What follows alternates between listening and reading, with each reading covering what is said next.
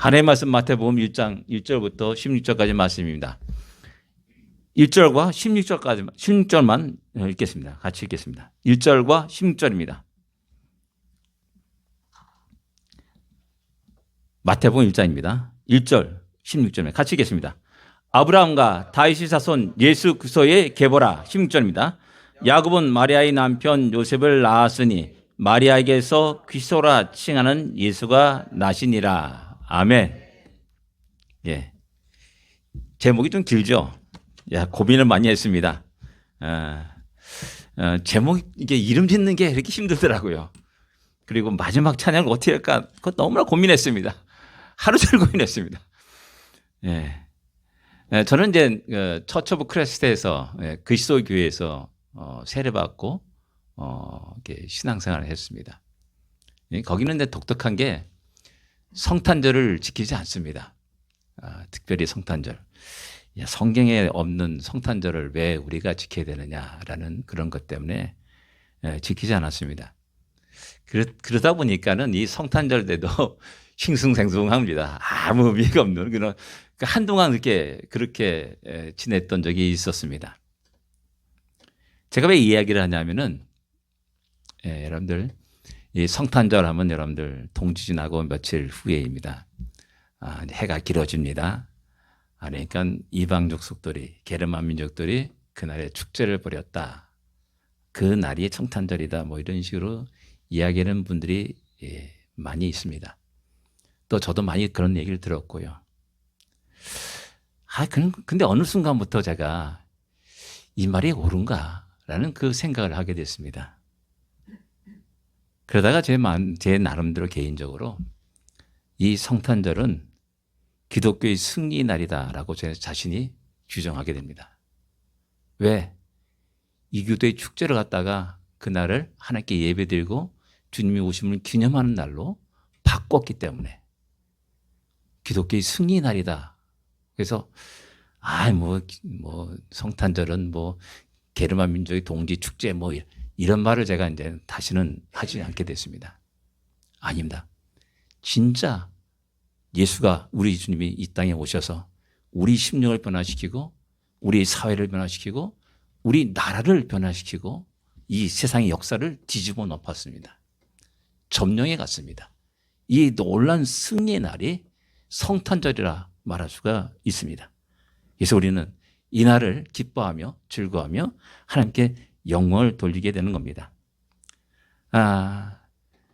오늘 이게 본문을 이렇게 읽으면서 늘 마태복음을 대하면서 느끼는 그것이 있습니다. 왜 성경 편집자는 이 마태복음을 제일 먼저 도왔을까? 낳고 하면서 이름이 쭉 나옵니다. 저는 독특하게 이제 외자를 갖고 있어요. 외자, 진입니다, 진. 대부분 이름이 두 글자잖아요.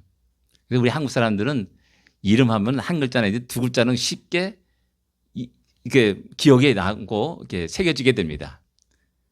근데 미국 사람들 알렉산더 무슨 이 네 글자 다섯 글자 어떤 때 여섯 글자가 되면은 이름이 뭔가 헷갈리고 막 그럴 때가 많이 있습니다. 그래서 흥미가 없어요. 기억도 못 하겠더라고요. 근데 마태복음을 제일 신약성에 첫번에 두면서 그 어색한 이름들을 쭉 나열하고 있습니다. 46명이 나열되어 있습니다. 다 쉬어봤습니다. 하나. 46명입니다. 왜 마태는 복음서를 기록하면서 정확하게 이 이름을 기록하는 것으로 시작하고 있을까라는 그 생각을 또 하게 됩니다. 그러면서 이제 늘 느끼는 게 뭐냐면은 분명한 것은 성경은 성령의 감동하심으로 기록된 책이다라는 사실을 우리는 다 고백합니다. 그러면서 마태가 이것을 기록하면서 느낀 감정은 무엇일까? 감동은 무엇일까? 라는 것을 생각하게 됐습니다. 그래서 제목을 이렇게 지은 겁니다. 귀소가 오시기까지. 그리고 가로치고 마태의 감동과 감격 이렇게 하게 된 겁니다. 한번 살펴보겠습니다. 귀소가 오기까지 과연 마태는 어떤 감동을 받고 어떤 흥분을 얻고 어떤 감격 속에서 살아갔는가? 제일 먼저 우리가 생각하는 것은 뭐냐면 예수 그분은 그리스도시다라는 겁니다. 1절에 보면 예수 그리스도의 계보라라고 이렇게 기록하고 있습니다. 그 다음에 10절에도 그리스도라 칭하는 예수가 나시니라라고 말씀합니다. 또 18절에도 예수 그리스도의 나심은 이러하다라고 말하고 있습니다. 마태가 전하는 가장 중요한 핵심이 뭐냐? 예수, 그분은 그리스도십니다 라는 겁니다. 그리스도, 메시아라는 겁니다. 지금까지 수많은 세월 속에서 이스라엘 민족이 그렇게 기다렸던 바로 그 메시아, 그분이 바로 이 예수, 나사렛 예수요. 그분이 그리스도이시다는 사실을 강력하게 이야기하는 겁니다. 그러면서 세리 마태가 이 1장 1절을 기록하면서 느꼈던 감격, 전율을 한번 돌아보게 된 겁니다. 우리가 잘 알다시피 마태는 세리였습니다. 모든 사람들의 조롱을 받고 비난을 받는, 멸시를 받는 그런 사람이었습니다. 세간에 앉아가지고 돈만을 세고 돈만을 생각하면서 살아갔던 사람이었습니다. 그런데 어느 날 어떤 사람이 자기 앞에 오더니 마태야 나와라, 나를 따르라 라고 턱 명령하시는 겁니다. 그리고 그 이후에 세리 마태는 그분을 쫓게 되었습니다. 그리고 그분과 함께 먹고 마시며 그 입에서 나오는 말씀을 들었습니다. 직접 그분이 행하신 놀라운 기적의 역사도 눈으로 목격하며 살았습니다. 이 예수님이 세리 마태를 부르신 그 사건은 한 인생이 완전히 뒤바뀌어지는 그 놀라운 혁명의 순간이 된 것입니다. 나중에 그분은 십자가에 달려 돌아가십니다. 그리고 사흘 만에 부활하십니다. 세리 마태는 연약하여서 도망갔고 피하고 숨었습니다. 두려워 떨었습니다. 그런데 오순절 성령 강림의 역사를 통해서 그는 다시 일어났습니다. 제자들은 다시 예수 그리스도의 죽으심과 부활을 증거하게 되었습니다. 이런 자신의 역사, 인생을 돌아보면서 첫머리가 뭐냐? 예수 그리스도의 계보라, 시작이라, 체계라 라고 기록하는 겁니다. 자기가 만난 그 예수, 그분이 누구신가? 그리스도시다, 메시아시다 라는 사실을 분명하게 선포하는 겁니다. 나를 세간에서 불러내신 그 주님, 내게 말씀하신 주님, 그분이 바로 우리가 그렇게 기다렸던 메시아심을 갖다가 이야기하는 겁니다. 예수, 그분은 바로 그리스도십니다. 우리의 메시아십니다. 라는 강력하게 그는 주장하고 또 선포하고 있는 겁니다. 우리 모두는 이 주님을 만난 경험이 있습니다. 그리고 또 그 흥분과 감격도 다 가지고 있을 줄 압니다. 그러나 세월의 흐름에 따라서 세파에 시달리면서 점점 그 흥분과 감격은 사라지고 마음은 심령은 뜨거워지지 않고 점점 차가워지고 황폐되어가는 그런 과정을 걸어가고 있지 않습니까? 주님은 에베소 교회를 향하여서 처음 사랑을 버렸다라고 책망하십니다. 그리고 어디서 떨어졌는지 생각하고 회개할 것을 촉구하십니다. 한번 우리가 우리 스스로가 그 흥분과 감격이 어떻게 돼서 사라졌는가, 어디서 떨어진 일을 한번 돌아볼 필요가 있습니다. 왜 그렇게 살아가는 것이 힘든지요? 왜 그렇게 마음에 감사와 기쁨이 없고 불평과 원망이 있는지, 왜 이렇게 피곤하고 힘든 발걸음을 옮겨야만 되는지를 한번 돌아볼 수 있어야 됩니다. 마태가 느꼈던 그 감정, 그 흥분, 그 감격을 다시 회복할 수 있어야 됩니다. 다시 첫사랑의 기쁨과 감격을 다시 되찾고 다시 일어나 예수, 그분은 그리스도시다라는 사실을 선포하는 우리 모든 성도가 되어야 됩니다. 이것이 바로 성탄절의 가장 큰 의미라고 할 수가 있습니다. 그런데 두 번째 우리가 생각하는 건 뭐냐면은 예수님이 오시기까지 오랜 시간 걸렸다는 사실입니다. 그 생각을 하면서 또 마태의 흥분과 감격은 무엇이겠습니까? 아브라함부터 예수님이 오시기까지 약 2000년의 시간이 흐르게 됩니다. 2000년 시간은 결코 짧은 시간이 아닙니다. 독생자 예수 그리스도를 이 땅에 보내시기까지 왜 그렇게 긴 시간이 세월이 필요했는가라는 의문점이 듭니다. 우리 하나님은 천지 만물을 6일 동안 지으셨습니다. 그런 능력이 계신 분이 왜 2000년 동안 오랜 시간을 보내셔야만 되는가라는 그런 생각도 하게 됩니다. 그러나 우리가 분명히 아는 것은 뭐냐면은 시간의 주인은 하나님이시라는 사실입니다. 천년을 하루같이 여기시는 하나님이시며 하루를 천년같이 여기시는 하나님이시기도 합니다. 이런 하나님의 시간을 우리 연약한 인간은 이해하지 못할 때가 많이 있습니다. 유한한 존재인 우리는 그 하나님의 시간을 완벽하게 알 수가 없습니다.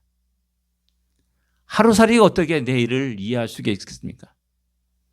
메뚜기가 어떻게 내년을 이해할 수 있냐는 겁니다. 7, 80년 인생 짧은 인생을 살아가는 우리가 어떻게 2000년이라는 그 장구한 시간들을 이해할 수 있냐는 겁니다. 늘 우리 주위에서 일어나는 사건들에 불안하고 초조하고 걱정과 근심 속에 살아가는 것이 우리 모습이고 또한 갈대처럼 작은 바람에도 흔들리는 것이 우리의 연약함이 아닙니까? 그럼에도 불구하고 우리 인간의 교만함은 우리의 그런 연약함을 무지함을 인정하지 않습니다. 여전히 우리의 작은 지혜로 작은 짧은 하루수 같은 우리 인생으로 급한 마음에 하나님을 판단하고 하는 어리석음을 범할 때가 많이 있습니다. 자신의 인생 속에 큰 업적을 나누려고는 이루려고 하는 그 교만함도 있음을 알 수가 있습니다. 모든 일을 빨리빨리 해치려고 하는 그러한 경향도 있음을 보게 됩니다. 우리가 하루살이가 하루에 뭘 하겠습니까? 우리 인간이 70, 80 인생에 뭘 하겠습니까? 가만히 생각해 보십시오. 한 30세까지는 부모 밑에서 열심히 배우고 열심히 그렇게 하죠. 그러다가 이제 결혼하게 되고 또 가정을 이루면서 살아가고 직장 생활하고 합니다. 그러다 보면 60세 정도 되면 요즘은 40대 50대는 나가라고 하더라고요. 그러면 이제 은퇴한다라고 얘기하고 쫓아냅니다. 여기 있지 마. 다른 데로 가고 뻥 차버립니다. 실업자가 됩니다. 길거리 배회하는 사람이 되는 겁니다. 근데 인생엔 한 80대 90대까지 살아가야 되는데 그 남은 생애가 너무나 아무 의미 없이 살아가는 겁니다. 그냥 흘러버리는 겁니다. 우리 인생 다 그렇지 않습니까? 그렇게 살아가고 그렇게 살아가고 있습니다. 이런 우리가 2000년 역사를 하나님이 그 장대한 그 시간을 어떻게 다 해결할 수 있냐는 겁니다.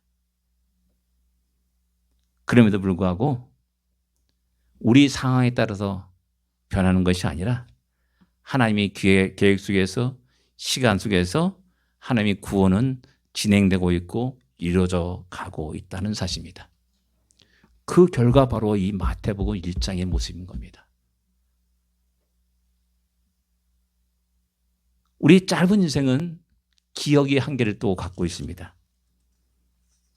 하나님이 우리에게 약속하신 것, 계획을 시간에 따라서 희미하게 되고 잊어버리게 됩니다. 기억에 사라집니다. 하나님의 존재도 우리 인간의 심령 속에서 잃어버린 지 오래되어서 이상한 신들을 섬기고 이상한 곳에 가서 경배하는 그런 어성을 범하고야 말았다는 사실입니다. 그러나입니다. 하나님은 결코 잊지 않으셨습니다. 아무리 오랜 세월이 흘러도, 오랜 세월이라는 것은 인간 내 자신의 기준인가 이거죠. 그런 시간이 흘러도 하나님은 당신의 약속을 잊지 않았습니다. 당신의 계획을 변경하지도 않았습니다. 하나님의 시간과 계획에 따라서 하나님의 방법으로 하나님의 때에 그 약속을 이루셨습니다. 그것이 바로 1장의 내용인 겁니다.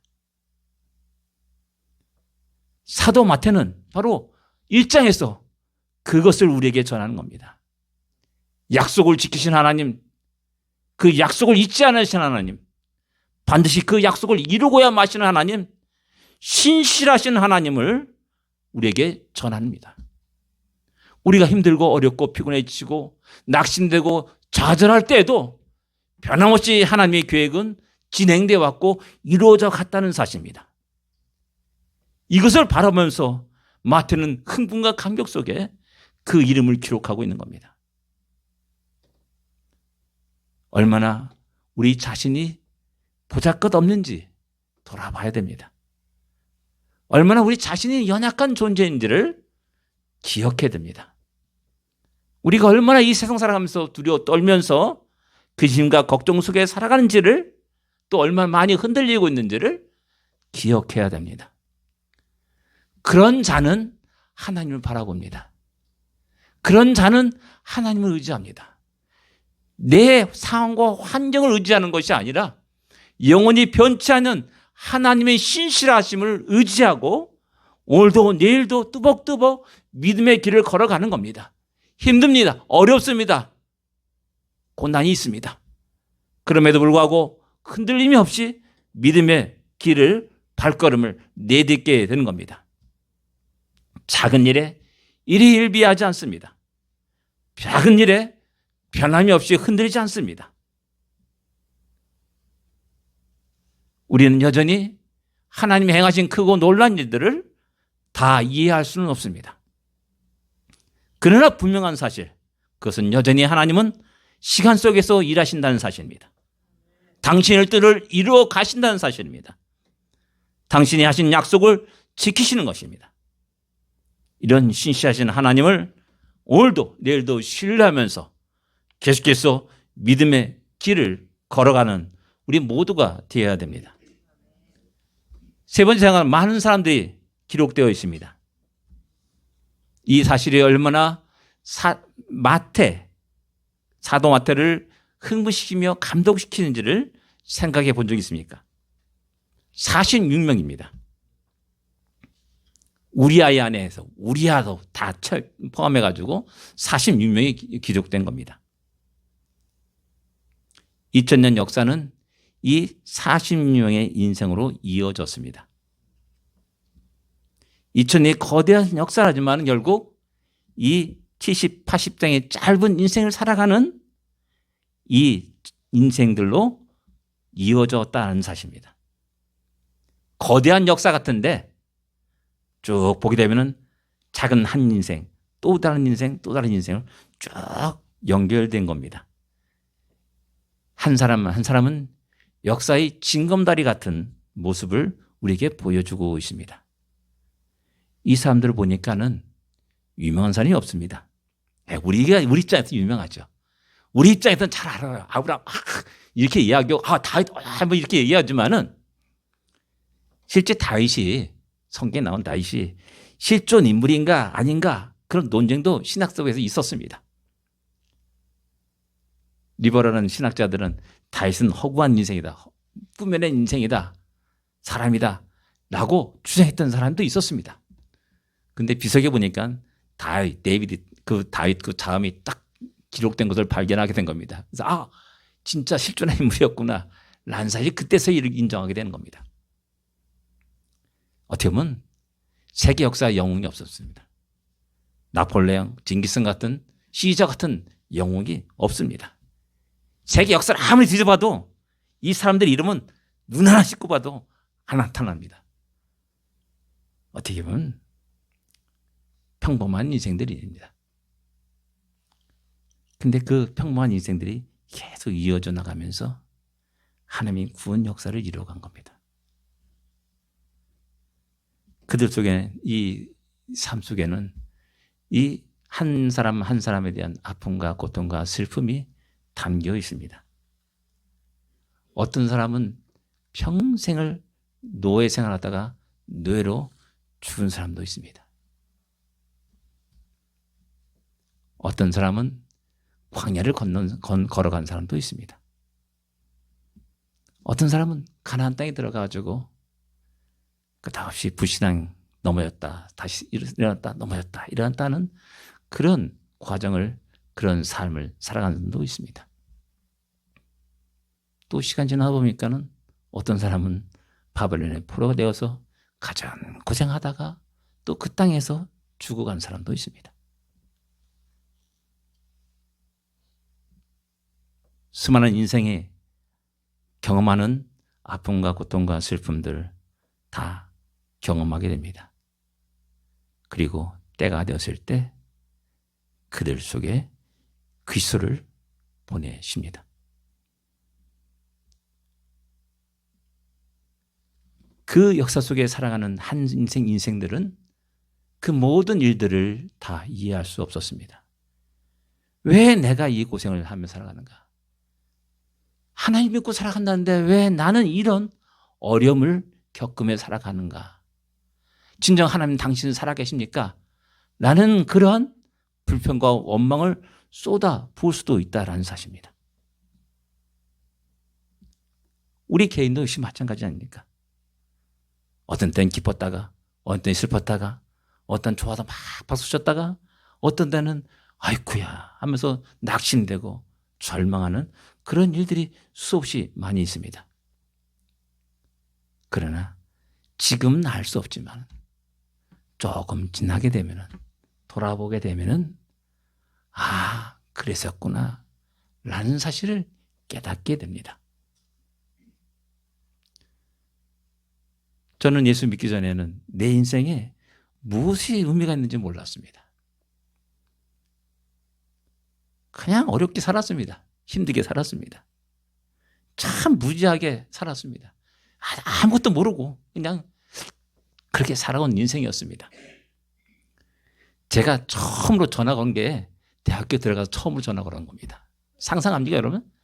대학교 처음 들어가가지고 처음으로 전화 걸었어요, 전화. 공중전화를 걸었어요. 상상이 못하죠? 예, 우리 때는 그렇게 전화가 없었어요. 희귀했기도 하고. 그 겨우 대학교 들어가가지고 전화를 걸을 정도라면, 야, 여러분 웃지 않습니까? 저는 그렇게 살았던 사람입니다. 내가 왜 사는지, 내가 무엇을 해야 되는지 아무 없이 살았습니다. 그러다가 주님을 만나게 됩니다. 마태가 느꼈던 그 흥분과 감격도 저는 체험하게 됩니다. 그때부터 내 인생에 의미가 있게 된 겁니다. 왜 나로 하여금 그런 인생을 걷게 하는가를 조금이나마 알게 되고 이해가 되었다는 사실입니다. 여기 40명의 사람들은 어떻게 보면 하나님의 구원의 역사를 통해서, 역사를 위해서 한 영혼들이 사용되었다는 사실입니다. 소중하게 사용되어진 사람들입니다.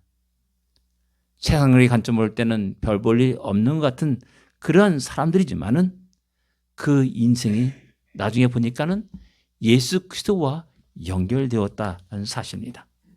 하나님이 너무나 큰 엄청난 구원과 연결되었다는 사실입니다. 작지만 짧은 인생이지만은 그런 인생이 전능하신 하나님의 손안에 사용되었다는 사실. 흥분하지 않을 수 없는 겁니다. 감격하지 않을 수 없는 겁니다. 여러분, 마태가 기록합니다. 하나하나 이름을 기록합니다. 자기 자신을 생각해 봅니다. 자기가 어떤 존재인지 너무나 잘 알고 있지 않습니까? 멸시와 천대를 받으면서 비난을 받으면서 살았던 인생입니다. 그런데 주님의 부름을 받았습니다.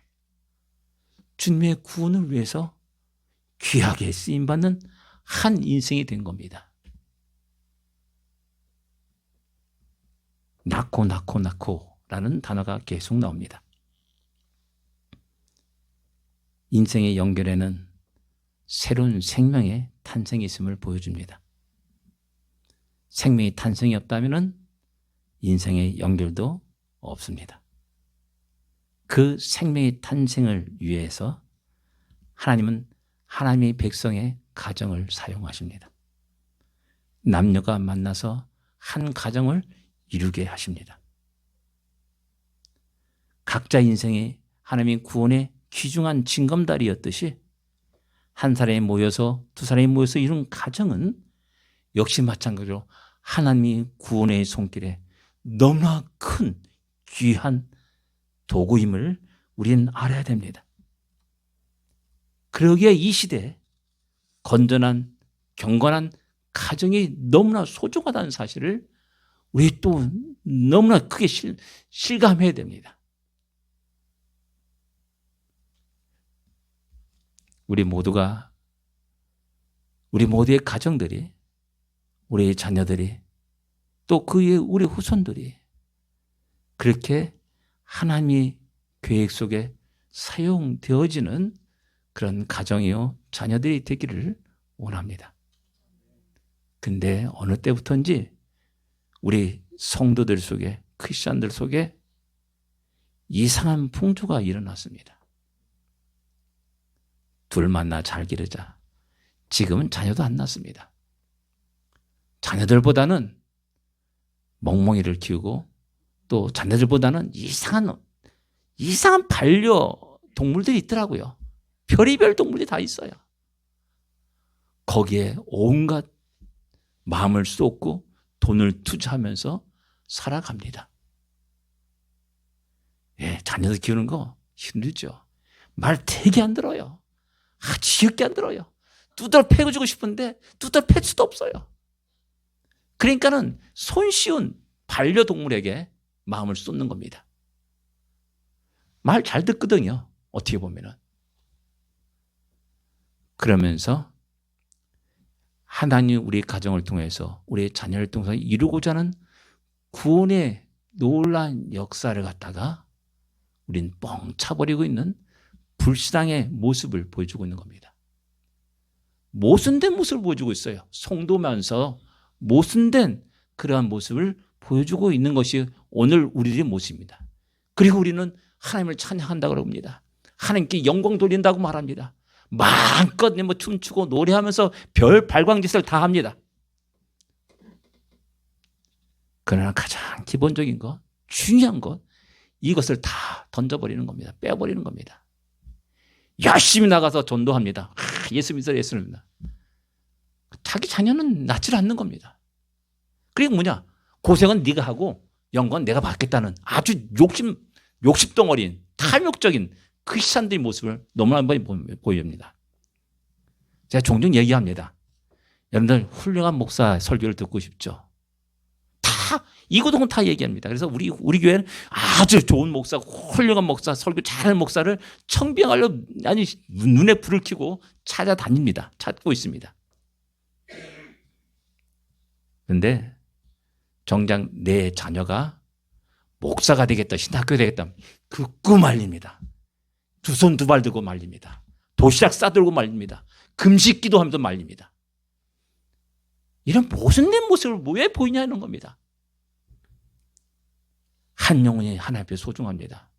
그 영혼이 주님을 믿고 성장해 나가는 것 너무나 소중합니다. 그러기까지 수많은 사람의 눈물이 있고 수많은 사람의 아픔이 있고 고통이 있습니다.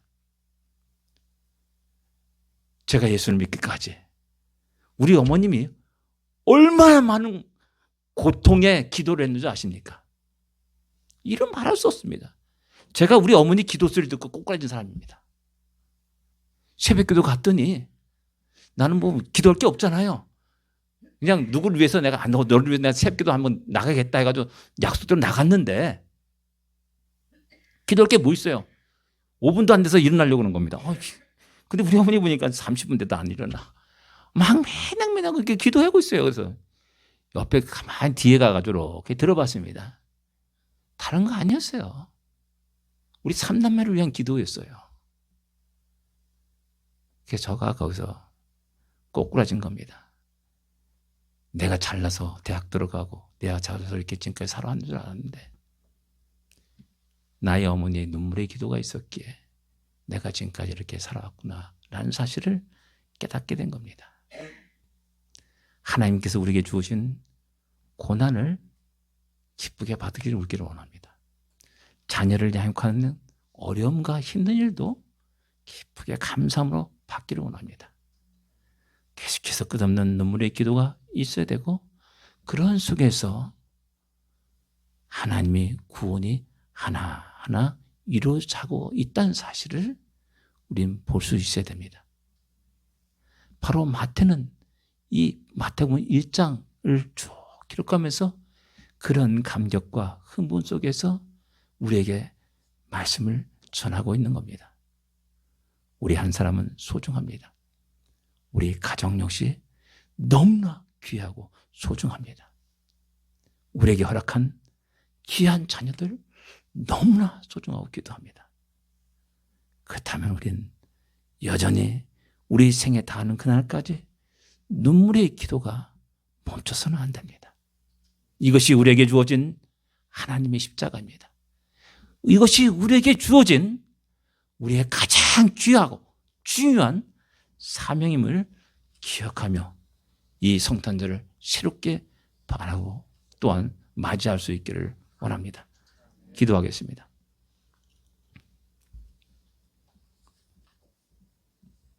마태의 감격과 흥분들을 우린 기억하고 있으니까 우리 안에 찾아오신 주님을 만난 그 첫사랑의 기쁨과 흥분과 감격이 여전히 살아있으니까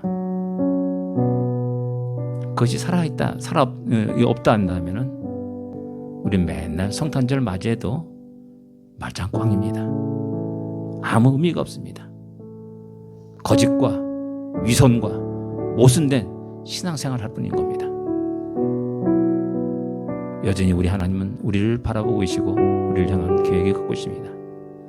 우리 가정들을 향한 뜻과 계획이 있습니다. 이것을 생각하면서 잠깐 우리가 하나님께 기도하기를 원합니다.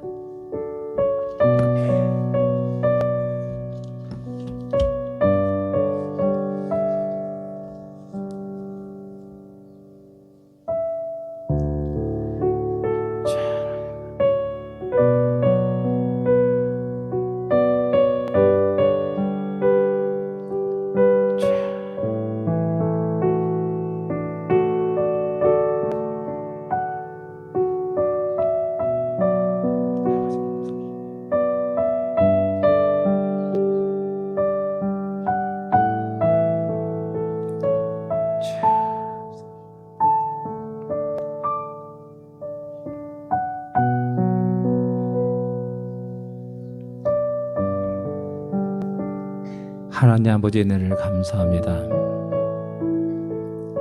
이 작은 한 인생을 향하여 먼 시간, 먼 길을 찾아와 주시고 나의 마음을 두드려 주심을 감사합니다.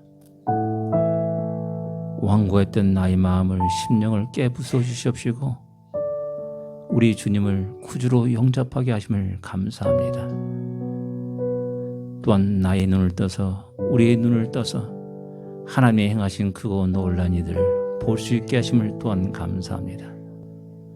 먼저 우리를 부르신 하나님의 뜻과 목적이 있음을 늘 언제나 기억하게 하여 주시옵소서. 우리 각자에게 주어진 십자가 있음을 또한 늘 기억하며 그 십자가를 짊어지고 변함없이 한 걸음 한 걸음 믿음의 발걸음을 내딛는 우리 모두가 되게 하여 주시옵소서. 우리 가정들을 통하여서 이루고자 하는 하나님의 뜻과 계획들이 이루어지는 귀한 역사가 있게 하여 주시고 우리 자녀들뿐만 아니라 자손 후손에 이까지 이 땅에 번성하여 하나님의 영광을 찬양하는 놀라운 역사가 그런 은혜가 있기를 간절히 소원하고 기도하옵나이다. 다시 한번 주님이 우리를 찾아오신 그 놀라운 사건을, 그 흥분과 감격을 잊지 아니하고 우리에게 주어진 시간 속에, 우리가에게 주어진 여건 속에서 그 주님을, 메시아심을, 그리스도이심을 강력하게 증거하며 살아가는 우리 모두가 되게 하여 주십시오. 마태의 감격과 감동이 오늘 이 시간 우리의 감격과 감동이 되게 하여 주십소서.